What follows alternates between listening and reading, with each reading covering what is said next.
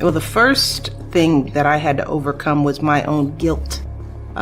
Because when you spend so much time and money, in my case, taking out student loans, I came out of law school with a lot of debt.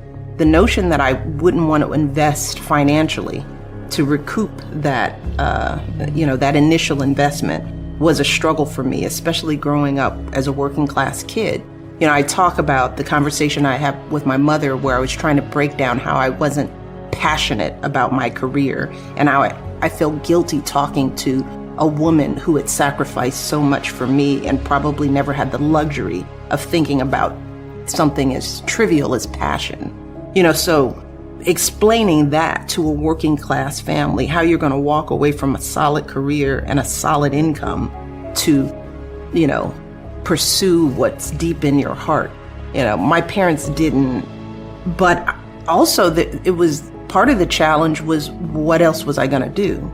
That's part, I describe myself as a box checker because that's how we teach kids. It's like there's a path, you pick a career when you're 7, you study that career in elementary school, you go to college, you get a major, and life choices are not that orderly. But that's how we train kids, and I was right on that path. And I knew how to achieve, I knew how to get A's and how to get to the next level. But no one taught me how to dig deep inside my soul and figure out what I cared about. And we don't talk to kids about what they care about. We talk about what they should major in, what they should study. And those two things are very different. So part of the struggle was figuring I had to relearn how to educate myself about who I was. School didn't teach me that. All those degrees, all those fancy schools didn't help me connect into who I needed to be as a person. So I had to rewind all that learning. I think the challenge is that education systems are developed for masses of teaching. But every kid is so different. And if you don't have the resources to individualize the educational curriculum, then you're really pushing kids through a funnel that may not fit them. And that's something that I worry about and see now in my girls. This notion that you're going to learn something that every kid is going to learn in the same way at the same time is disastrous, and it creates box checkers who then go on to careers that may not fulfill them, and then they're not good at it. So the tough part for me was relearning all, and figuring all that out on my own. And so I had to find people who could help me. I did what I called informational interviews. I had to go out and just meet people who were doing all sorts of things that seemed interesting to figure out what I cared about. Was it kids? Was it working with kids? Was it mentoring? Was it education? I didn't know. I hadn't explored it because I was on the path to be a lawyer. So that was the hardest thing for me to understand how to do, is to walk away from the formal training that I had gotten and to swerve into something more creative. And so would your advice be to others, it is important to find your passion in It life? is absolutely important. And I encourage young people to try on different hats. I think it's a shame that kids are forced to figure out so early in their life and get on a path. So I encourage kids to do internships, to work, to talk to people who are doing things that they think are interesting, because most kids are intimidated about approaching you, for example, and saying, Holly, you've done some swerving. Tell me about what you're doing, and having those conversations in high school and in college before you commit to something. But I think kids feel the pressure to have to know what they're going to be. It's such a young age. Exactly. You're 16, 17, 18 when Right. you're making these big life decisions. Yeah. In one of the first lines in the first chapters, the question that I hate the most that we ask children is, what do you want to be when you grow up? As if growing up is finite, as if you get to a place and at some point that's the end. And that's sort of one of our big dilemmas, that we ask kids so early to figure out who you're going to be at 5 and 7 and 10 and even 20 years old. So I do encourage young people to be open to the swerve and don't beat themselves up if they feel they've maybe not made the right first choice, because life, Holly, is long.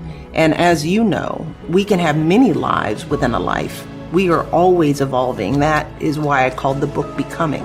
You know, this notion that we ever stop evolving is just wrong.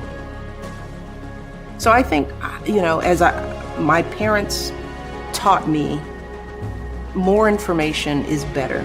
You know, giving young people the truth helps them in the long run. So I felt like I had to share my truth, and it wasn't a difficult thing for me to share.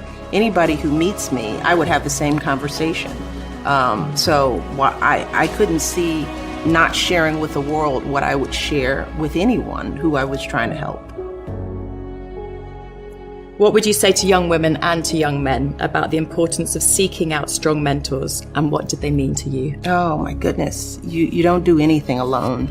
And I think a lot of young people think that they look at people like us and think you just magically appeared, you became, and there you are. And it's like, no, I always looked ahead of me at the women primarily who were doing the things that I wanted to do. I talk a lot about Valerie Jarrett, for example, who has worked in our administration, but I met her very early on before Barack and I even got married.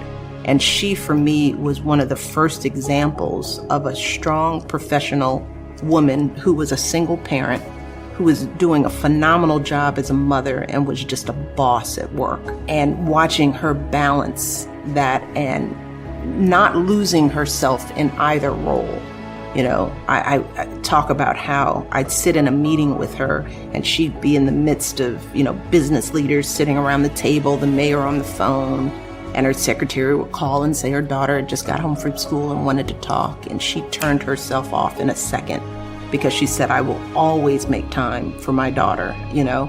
So I saw how important it was that even in the height of your career, putting your kids first was important. And that helped me sort of think about how I wanted the White House experience to feel for my daughters. That's why we, you know, in so many instances, we would stop our day, you know, no matter what was going on, and give that time to the kids because we wanted them to feel like they were at the center of everything, even when their mom and dad were some of the most powerful people in the world. So I wouldn't have known that that example was possible had I not looked ahead at the women who were my mentors. I think a lot of women, we're afraid to just put our cards on the table and say, this is what I'm worth.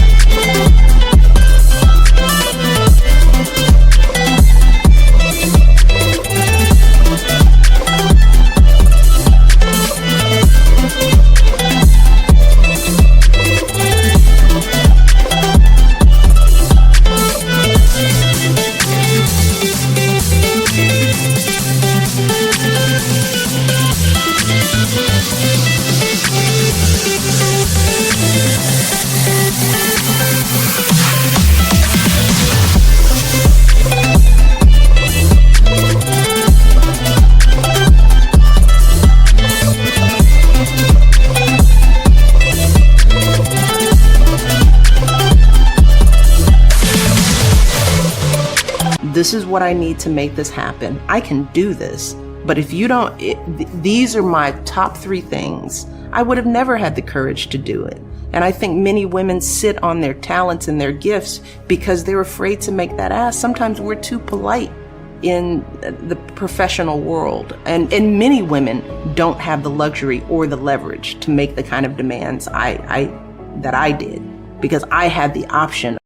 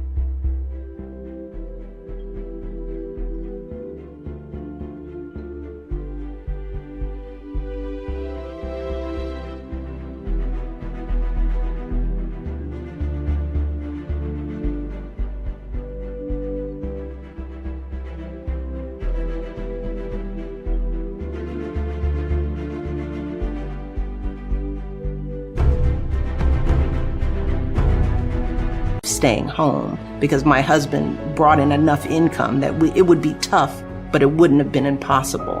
And I absolutely realized that I was lucky to be able to walk in that office and make those demands. You know, people just don't get the credit that they need. People are juggling and managing to keep things afloat all the time. So we just haven't labeled it properly. It's happening and people aren't getting the credit for doing it. But if you work and have kids, you're doing something flexible in there to make that happen. We just need to label it